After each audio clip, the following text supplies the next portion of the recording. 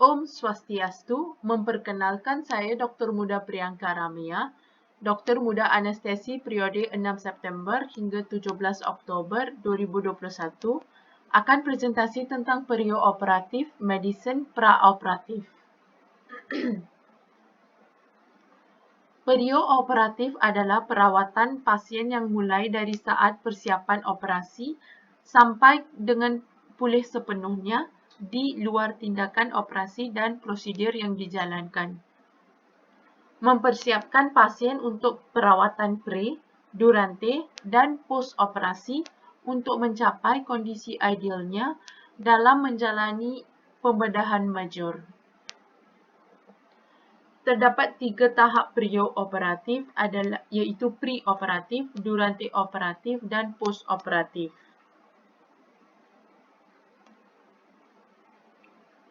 Kata perioperatif adalah satu istilah gabungan yang mencangkup 3 fasa ini pada pengalaman pembedahan iaitu praoperatif, intraoperatif, dan pasca-operatif.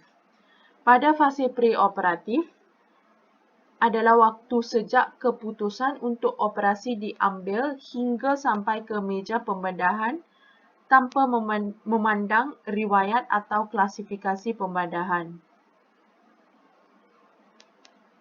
Pada fase intraoperatif adalah satu masa di mana pasien sudah berada di meja pembedahan sampai ke ruang pulih sadar. Fasa intraoperatif adalah pasien akan mengalami berbagai prosedur pemberian anestesi, pengaturan posisi bedah, manajemen asepsis, dan prosedur tindakan invasif akan memberikan implikasi pada masalah keperawatan yang akan muncul.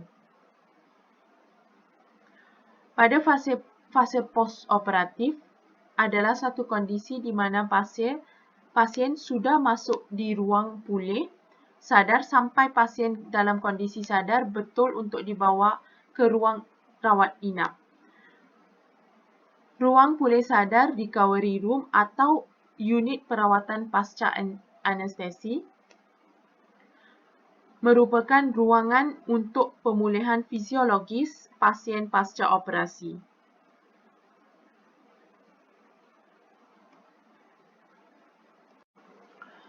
Bagi tahap preoperatif, persiapan preoperatif yang baik akan memudahkan kita untuk menghadapi kemungkinan durante operasi dan meningkatkan keberhasilan pasca operasi. Terdapat 2 kegiatan preoperatif iaitu satu adalah evaluasi preoperatif dan persiapan preoperatif. Di mana evaluasi preoperatif terdiri dari anamnesis, pemeriksaan fizik, pemeriksaan penunjang, kesimpulan, dan penanganan masalah.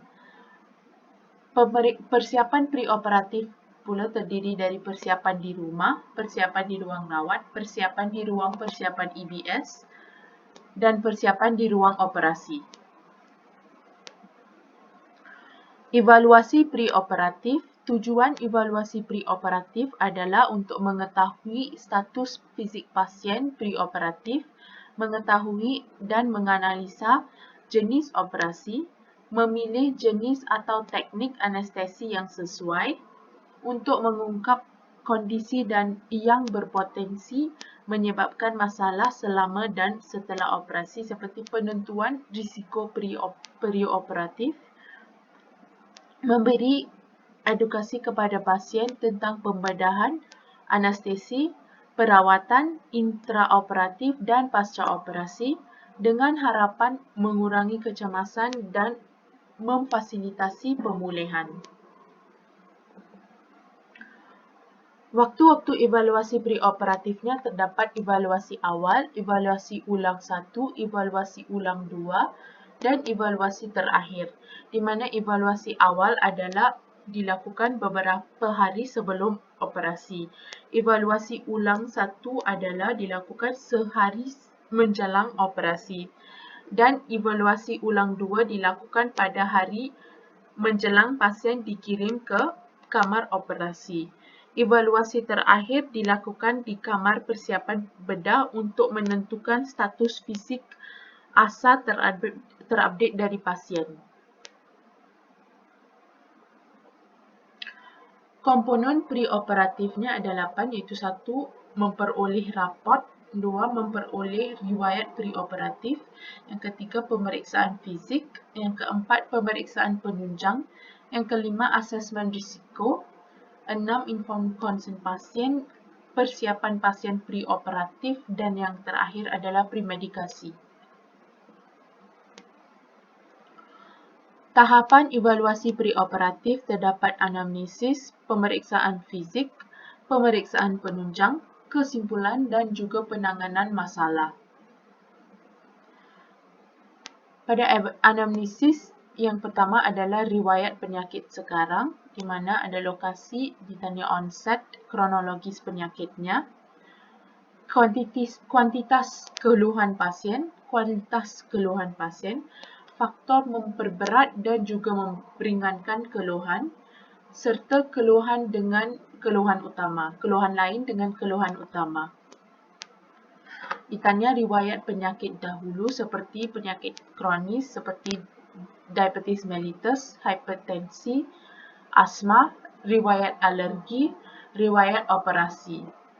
Riwayat penyakit keluarga juga ditanya untuk mendeteksi kondisi herediter.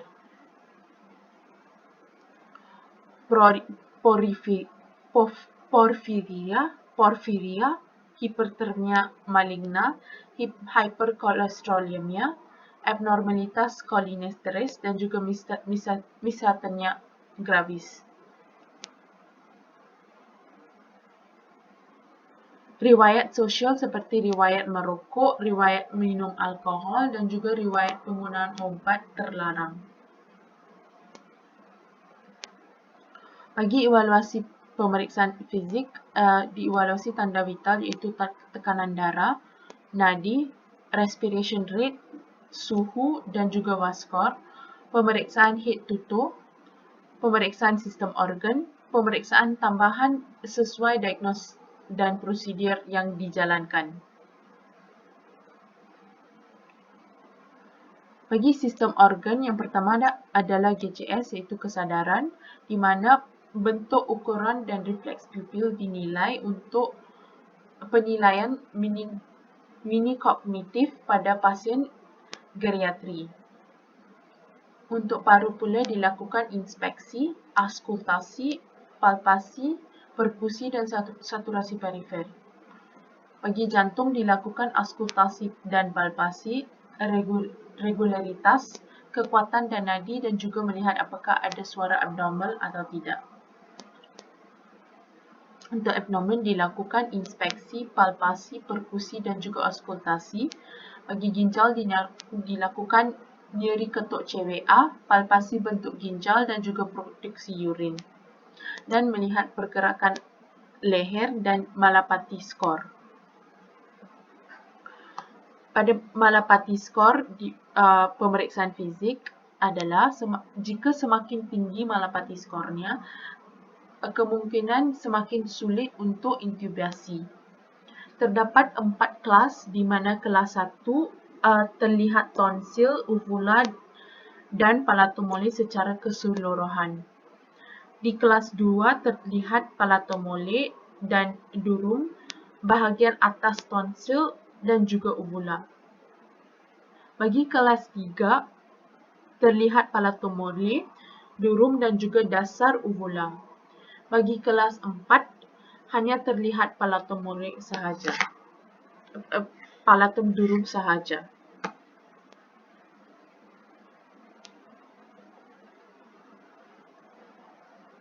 Bagi pemeriksaan penunjang disesuaikan dengan hasil pemeriksaan anamnesis dan pemeriksaan fizik yang tidak rutin diperiksa keseluruhan.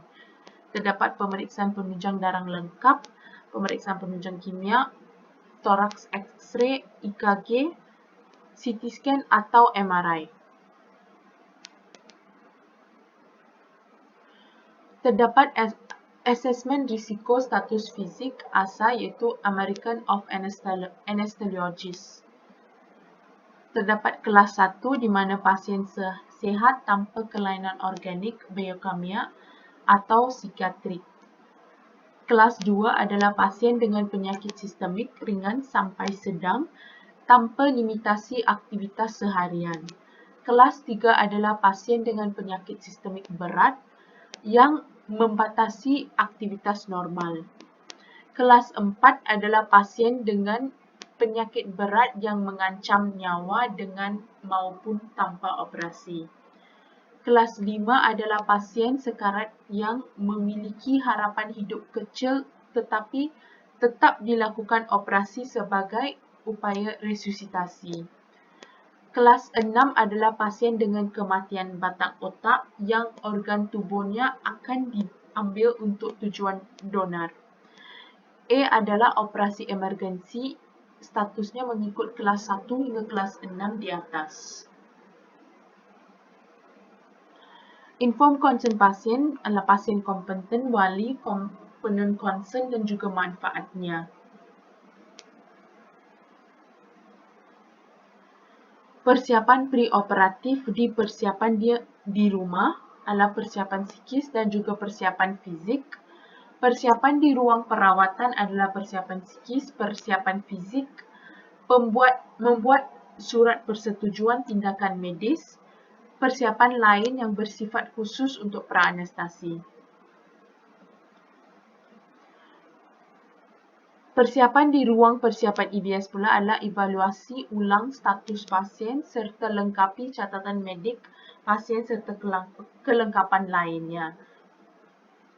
Jika ada masalah, konsultasi dengan segera, ganti pakaian dengan pakaian khusus kamar operasi, dan pemberian premedikasi kepada pasien. Persiapan di ruang operasi adalah meja operasi dan juga instrumen yang diperlukan, mesin anestesi dan sistem aliran gasnya, alat-alat resusitasi dan obat-obat resusitasi, obat-obat anestesi juga diperlukan, alat monitoring, dan kartu catatan medik anestesi. Premedikasi. Definisi premedikasi adalah pemberian obat-obatan sebelum anestesi untuk mendapatkan kondisi yang diharapkan oleh anestesiologis atau memfasilitasi prosedur anestesi.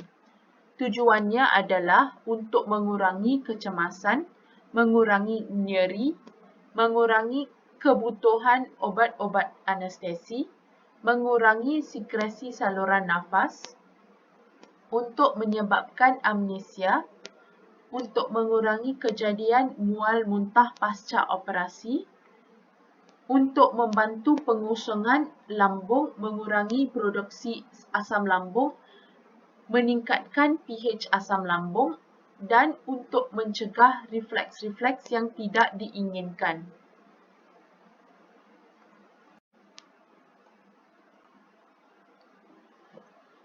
Premedikasi yang digunakan adalah benzodiazepin, iaitu diazepam, lorazepam, midazolam, anticholinergic, iaitu atropine, glycopyrrolate, diphenhydramine, dimenhydrinate, antiemetik, iaitu metoclopramide, ondansetron, profilaksis aspirasi adalah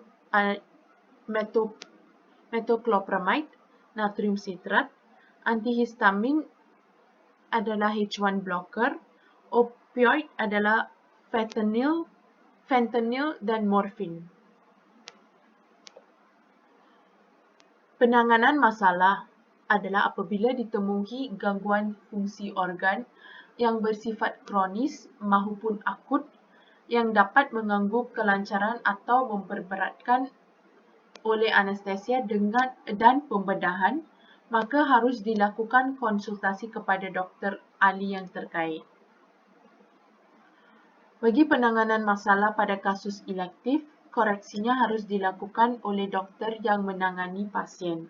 Apabila dianggap perlu, rencana operasi dapat ditundakan sambil menunggu pembaikan fungsi organ pasien. Bagi penanganan masalah pada kasus emergensi, koreksinya harus dilakukan bersama-sama di ruang resusitasi IGD sesuai dengan kedaruratan medis yang diderita oleh pasien. Sekian presentasi preoperatif, terima kasih.